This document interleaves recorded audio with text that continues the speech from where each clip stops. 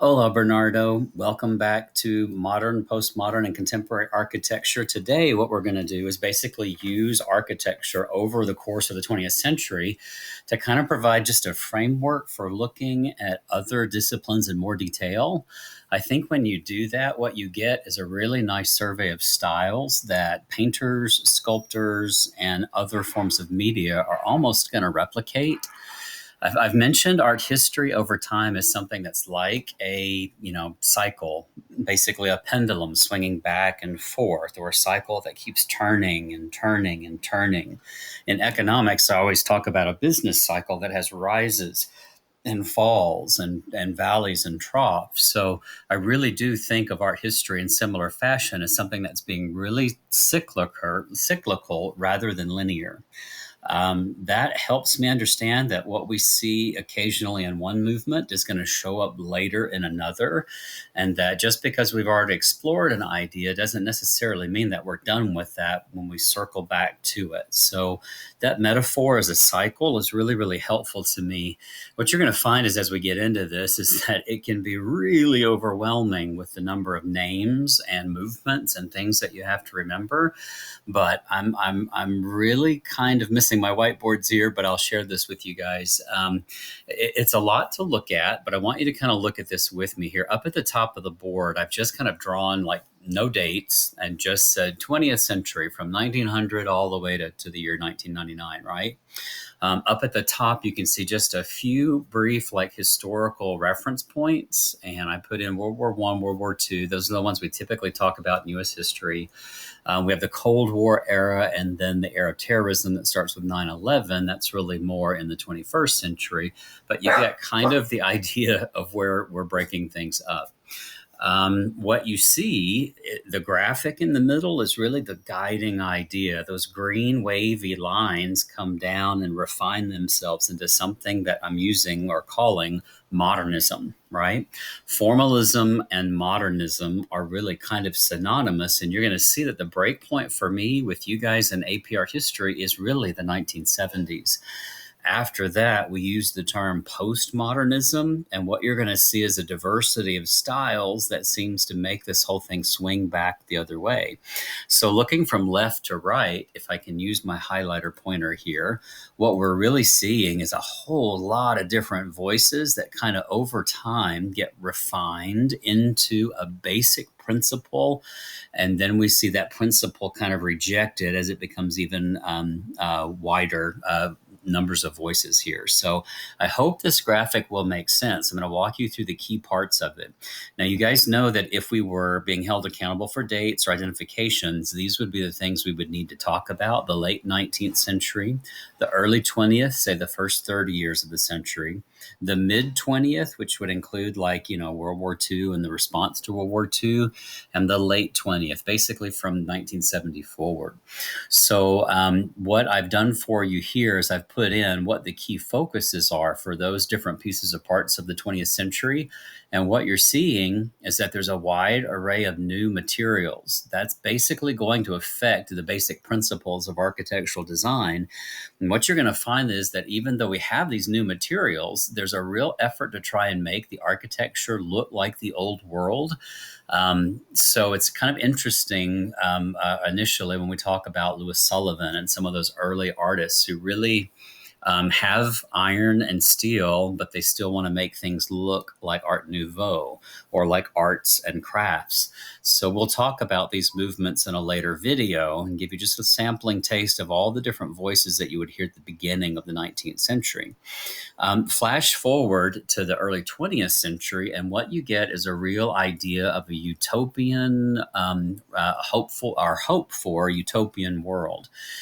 With the end of World War I, you have a lot of people second guessing whether or not that nationalistic sense of pride and those nationalistic forms of architecture are actually worth their merit. I mean, basically, if you're going to be excited about a country and then the country leads you to war, it makes sense that there would be a lot of second guessing. These utopians, basically like Gerrit Rietveld or Walter Gropius, or in our image set, Le Corbusier, they really wanted to investigate new materials and do that without embellishment. You wanted to create an architecture that didn't look German or didn't look Swiss or didn't look American.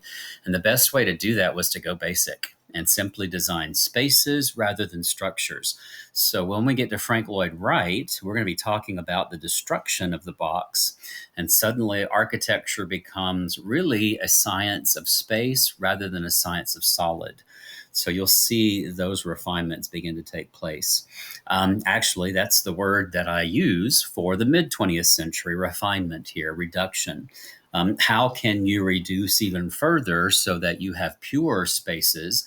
And that's where we get the architecture of someone like a Mies van der Rohe or an I.M. Pei or a Louis Kahn, who basically built the Kimball. So what you're getting here is like a severe reduction in the level of a decoration and a basic idea that less is more. Okay. This, of course, all stems from Louis Sullivan, who comes up with the phrase form following function. If the building is going to be for living, then you only need in it what you would have for living, right? That's a basic tenet of Le Corbusier. If it's for business, then you're going to make it look sleek and intelligent. So then you get the aesthetic of a Mies van der Rohe. But overall, this wide array of ideas becomes refined to something that is very, very simplified. Okay. Now, I want to warn you, your textbooks in history, in Euro and world history, even in art history, they typically break a chapter here by, and I've got that up here. Our old Gardner's book had one chapter 35 on the early part of the century and a chapter 36 on the later part of the century. So students always thought artistically that was the break. That's a misnomer. That is a myth. For us, this process of refinement goes on to 1970. And then that's when you start to see the pushback after the sexual revolution and the era of civil rights. With the rise of the era of feminism, we see a real challenge to that notion, because in all reality, most of these guys were guys. They were males. Females were not part of this club. And you got a whole bunch of different people who wanted to have their voice at that point. So in the 1970s, we see modernism kind of turned on its head, and you start to get, where before less is more, now less is a bore. We'll watch a video with Robert Venturi, who will then begin to kind of challenge the notions of why does everything have to be so simplified? Why can't we have decoration and excitement and drama? So we'll talk about the architecture styles of Charles Moore. Later on, Frank Gehry and Zaha Hadid. Now, these are contemporary architects. Frank Gehry is the architect of the Guggenheim Bilbao Museum. Zaha Hadid in our image set does the Maxi Museum, the Museum of 21st Century Art. And they are going to take architecture in a brand new direction. We call that deconstructivism, where you had a box, but now you're breaking it apart. So the idea is that what has been simplified and reduced and refined and made very, very minimal now pushes back the other way. And that is a great way to kind of look at the painting and sculpture that's going to do basically the same thing, but with a more multitude of voices. As you guys have been looking, I think we only have about 5 or 6 architects in the 20th century. And by following how those styles change over time, you're going to get to see a preview of what the other artists in the 20th century are all about. So feel free to pause this and print this if you think this is helpful. If it's overwhelming, don't worry. You're not going to be tested over all of this information, but there will be some names that you see again: Louis Sullivan, Le Corbusier, Mies van der Rohe, and then I think the next guy is Robert Venturi. After that, Frank Gehry and Zaha Hadid. So you'll recognize some of these names as we move forward in the course. But I thought I would just open today with that one little statement. So I hope that's helpful for you. It gives you a little clarity, right?